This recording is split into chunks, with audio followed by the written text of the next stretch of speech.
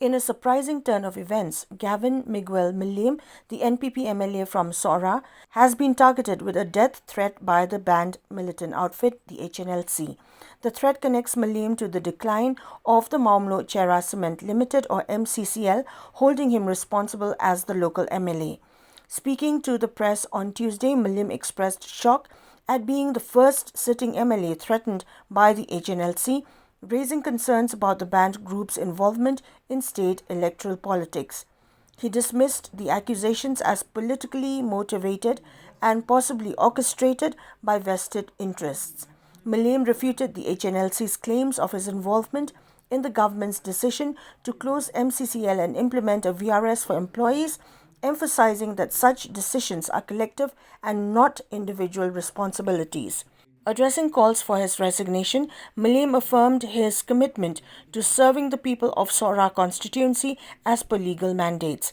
He highlighted his unwavering dedication to public service, evident in developmental initiatives since his election in 2018. Clarifying the geographical context, Mylliem stated that MCCL is within Sohra LAC constituency, not Sohra, justifying his involvement based on the welfare of workers from his constituency. He urged upon the government to adopt a pragmatic approach, stressing that the present situation at the MCCL predates his term. In conclusion, Mylliem expressed hope that the Hnlc would refrain from baseless statements attributing their call to misinformation and a lack of understanding of the case. The incident raises concerns about the intrusion of banned organizations into the political landscape. The money of the government is also public money. As public representatives, we are accountable to the people, and at the same time, number one is that to invest such an amount, we do have to think multiple times. Why? We have seen that in the last 15 years, the government has been continuously investing in this firm, in this company, which is amounting to around 350 crores.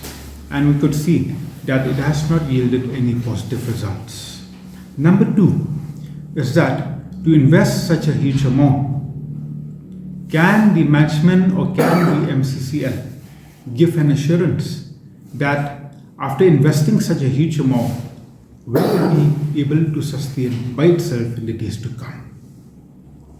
That's why we have to think multiple times, and as a government under the leadership of Sir Conrad K. Sangma, we've held a meeting and we felt that option number one is not feasible. Option number two, of course, expression of interest has been floated in the year 2021, in the month of July. 3 firms responded to the expression of interest. The first firm was Arihant International Private Limited. The second firm was JK Cements Limited, Private Limited. And the third firm was the Bhavika Commercial Private Limited. The first firm was terminated in the first instance.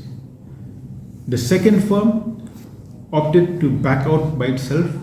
And the third firm, of course, it qualified in the technical bit, but in the financial bit, it's yet to submit the essential papers till date. So that's why the government has decided that 2 years has run. This particular firm has not yet submitted the essential papers, the important papers.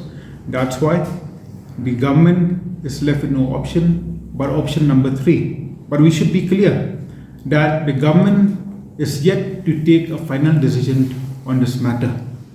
Of course, only option number 3 is left.